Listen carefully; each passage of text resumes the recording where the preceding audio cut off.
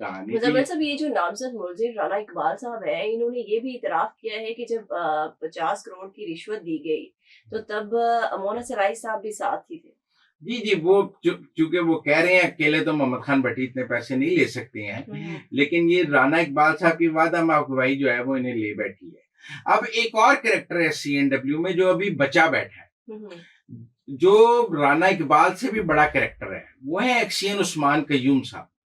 एक्सियन उस्मान कय्यूम साहब भी कसूर में लगे रहे हैं हुँ, हुँ। और वो जो इससे पहले बुज़दार दौर था, उसमें वो सीएनडब्ल्यू के वज़ीर थे हुँ, हुँ। और बहुत ताकतवर वज़ीर थे आसिफ नकवी साहब। हुँ, हुँ। उन्होंने उनको अपने ज़िले में उस्मान कय्यूम साहब को लगवाया हुआ था और उस वक़्त वो आसिफ नकवी साहब के बिहाफ़ पर 5% पकड़ते थे। हुँ, हुँ। उस वक़्त रिश्वत का रेट 5% बढ़ गया था, तब भी बहुत शोर पर मचा था कि जी एक्सियन के तो 2% हैं, ये 5% लेते हैं, तो वो कहते थे बाकी आसिफ नकवी साहब के मैं लेता हूँ। हुँ, हुँ। उस वक़्त एक सहाफ़ी ने सेक्रेटरी टू सीएम अली जान साहब को जाके सिफ़ारिश भी की कि जी एक्सियन साहब से कहें कि जो उनका हिस्सा रिश्वत का बनता है वो ले लें, ज़्यादा ना लें।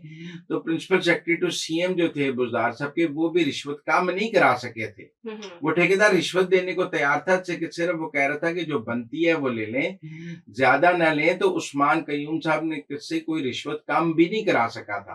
हुँ, लेकिन हुँ। उस्मान कय्यूम साहब जो हैं, उनको पहले निकाल दिया गया कि वो बड़े करप्ट हैं, ये है, वो है। लेकिन मोहम्मद खान भट्टी साहब के दौर में वो फिर वापस आ गए। हुँ, हुँ। जब बुज़दार साहब गए तो उन्हें निकाल दिया गया, इसी बुनियाद पर उनको ओएसडी कर दिया गया। लेकिन मोहम्मद खान भट्टी ने उन्हें फिर आकर एक बड़ा मेन चार्ज दे दिया लाहौर का और वो सारे लाहौर के इंचार्ज बन गए। इस वक़्त सीएनडब्ल्यू की अजीब-अजीब कहानी है। हुँ, हुँ। मतलब जो नॉर्थ ज़ोन है उसका एक ही वो होता था चीफ। लेकिन जब परवेज़ इलाही के दौर में 2 चीफ्स की नॉर्थ ज़ोन पर लड़ाई हो गई तो इन्होंने नॉर्थ ज़ोन के 2 चीफ लगा दिए। हुँ। ताकि आधा-आधा कर लें। अब ये मिल बाँट लूट-मार का काम है तो 2 सीएनडब्ल्यू के 2 चीफ कर देते हैं नॉर्थ ज़ोन के, ताकि लड़ें ना आपस में, आधा-आधा करके खा लें। लूट का माल है, आधा-आधा कर लें, लड़ने की कोई ज़रूरत नहीं है। हुँ, हुँ। तो सीएनडब्ल्यू में जितना लूट-मार हुई है ये पिछले दौर में, इस पर तो बहुत रिसर्च की ज़रूरत है और इस पर बहुत कहानियों की ज़रूरत है। हुँ, हुँ। ये तो अभी एक उसका अशर-ए-शीर आया है, ये राना इकबाल, उस्मान कय्यूम, ये वो कैरेक्टर्स हैं जिन्होंने अरबों रुपए पिछले 4 साल में कमाए हैं पीटीआई के दौर में और ये रिश्वत का रेट बहुत ऊपर तक ले गए हैं इस दौर में। अच्छा मुज़म्मिल साहब, आज जो गुजरात में परवेज़ इलाही साहब के घर पे जो छापा मारा गया है, साबिक वज़ीर आला पंजाब जो है, मगर पुलिस का कहना है कि हम वजाहत हुसैन साहब को एक केस में जो है वो गिरफ्तार करने गए थे, मगर परवेज़ इलाही साहब का कहना है कि ये सारा मलबा जो है वो डाल रहे हैं मोहसिन नकवी साहब जो अभी एक्ट वज़ीर आला पंजाब है। इसमें असल मोहसिन मामला नकवी क्या है? साहब भी नहीं डाल रहे हैं। बात ये है कि वो ये जब जब से ये राना इकबाल वादा माफ हुआ बना है ना, तो ऐसी ऐसी दास्तान एजेंसियों के और रडार पर आ गई है हुँ, जिससे हुँ। सबके जो है ना वो यानी इनकी टाँगें लड़खड़ाने लग गई। खा गई हैं और सबके हैरान कुन आंखें शशदर रह गई हैं हुँ, कि हुँ। करप्शन का ये भी लेवल हो सकता है। इससे पहले देखें, शहबाज शरीफ के खिलाफ सबने आहत चीमा को वादा माफूआ बनाने की कोशिश की लेकिन कोई नहीं बना। हुँ, हुँ। कोई सबूत किकबैक का किसी को नहीं मिला, मुकदमे आपने बनाए ये वो। इस बार तो एक वादा माफूआ बन गया है ना हुँ, हुँ। और उसने कहा है मैंने ये पैसे दिए हैं मोहम्मद खान भट्टी साहब को, तो आप इसको कैसे झुटलाएंगे? हुँ, हुँ। ठीक है ना? और वो जो कंपनियों के मालिक हैं, ठेकेदार हैं, हुँ, हुँ। मतलब जो आपने ऑरेंज लाइन बनाई वो ठेकेदार यहाँ मौजूद हैं, आपने ब्लू लाइन रेड लाइन बनाई ठेकेदार यहाँ मौजूद हैं। हुँ, हुँ। ये जो ठेकेदार हैं ये दुबई भाग गए हैं, वरना जो ठेकेदार होते थे वो कहीं नहीं जाते थे, वो मौजूद रहते थे, फेस कर लेते थे और उन्होंने काम किया होता था, वो बताते थे कि हमने ये ठेका लिया, ये काम किया। हुँ, ये हुँ। ठेकेदार जो हैं ये काम छोड़कर भाग गए हैं और ये फर्स्ट टाइमर्स हैं। इनकी पहले को ठेकेदारी की इतनी बड़ा ट्रैक रिकॉर्ड भी मौजूद नहीं है। नई कंपनियां आई, बड़े ठेके लिए और दौड़ गई। तो इसलिए ये बड़ा सवाल हो रहा है। जहां तक गुजरात में छापों की बात है, हुँ, देखिए हुँ। वहां चौधरी वजाहत साहब का एक टेरर है गुजरात में। हुँ, हुँ। उन्हें कमांडर कहा जाता है गुजरात में हुँ, हुँ। और उनके टेरर पे चौधरी खानदान ने बहुत सियासत की है। वो जो टेरर है वो किसी और को वहाँ सियासत करने नहीं देता कमांडर। आप देखिए ना उनकी जो एक ऑडियो टेप भी आई, हुँ, हुँ। उसमें उनका बेटा कह रहा था हमने हज़ारों गोलियाँ चला दी। तो ये जो कमांडर का वहाँ टेरर और खौफ है ना, हुँ, उसकी हुँ। वजह से वहाँ कोई सियासत कर नहीं सकता। तो कमांडर का टेरर अगर वहाँ किसी और ने सियासत करनी है तो कमांडर का टेरर तो तोड़ना पड़ेगा। कमांडर का खौफ खत्म करना पड़ेगा। जब तक कमांडर का खौफ खत्म नहीं होगा, गुजरात में कोई और सियासत नहीं कर सकता। चौधरी सालक भी सियासत नहीं कर सकता, क्योंकि जिसके साथ चौधरी वजाहत होगा उसका टेरर होगा। तो इसलिए ये जो चौधरी वजाहत की तलाश में छापा मारा जा रहा है, ये दरअसल कमांडर का खौफ तोड़ा जा रहा है कि वहां पर सबको सियासत करने का हक होगा और चौधरी वजाहत से डरने की कोई जरूरत नहीं। चौधरी वजाहत साहब पे कभी रियासत ने हाथ नहीं डाला, पहली दफा डाल रही। पर वजाहत साहब तो सगे भाई हैं शुजात साहब के। नहीं, पर वो परवेज इलाही के साथ खड़े हैं। लेकिन अब वो परवेज इलाही साहब के तो चचा साथ भाई हैं, लेकिन वो परवेज इलाही के साथ खड़े हैं।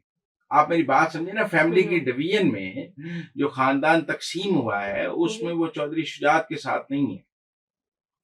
वो अपने दोनों बेटों को एमएनए लड़ाना चाहते हैं, मोनस भी एमएनए लड़ना चाहता है और चौधरी परवेज इलाही एमपीए लड़ना चाहते हैं। तो सारों ने तो आपस में टिकटें बांट ली हैं, तो चौधरी शुजात के बच्चों के लिए तो वहाँ कुछ भी नहीं है।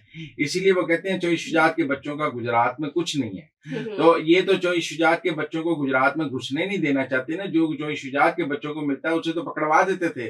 तो अब जो है वो पांसा पलट गया है और अब जो इनको मिलता है वो पकड़ा जाएगा। तो ये गुजरात की अंदरूनी सियासत है। कमांडर का खौफ खत्म करने के लिए छापे मारे जा रहे हैं।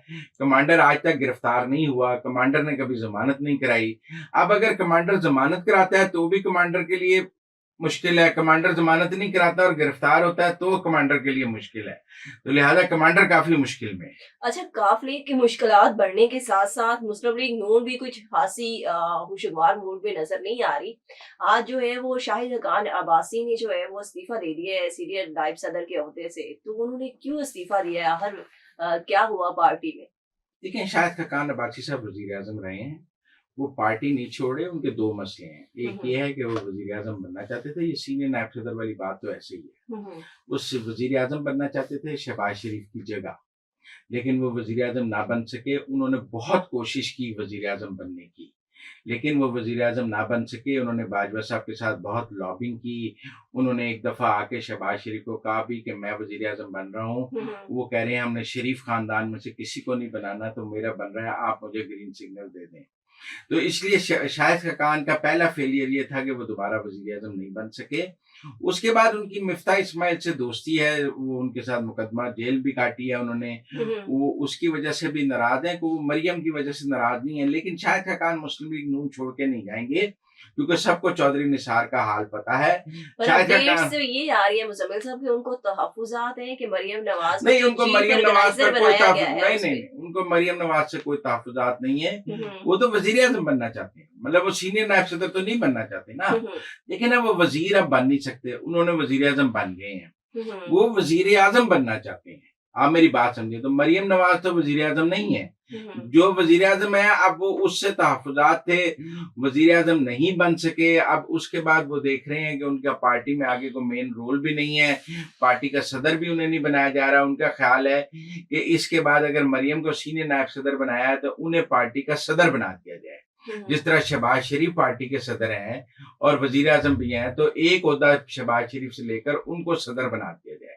पर मेरा नहीं ख्याल उनको सदर भी बनाया जाएगा। मेरा ख्याल है कि वो आराम से अब बतौर सीनियर रहनुमा काम करेंगे और अपने बेटे के लिए टिकट लेंगे और उनका बेटा आगे सियासत करेगा।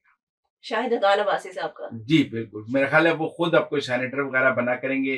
जैसे इससे पहले राजा जफरुल्लाह की मिसाल मौजूद है और सीनियर रहनुमाओं की मिसाल मौजूद है। उनका बेटा आगे एमएनए का इलेक्शन लड़ लेगा, लेकिन वो खुद शायद आगे एमएनए भी ना लड़े।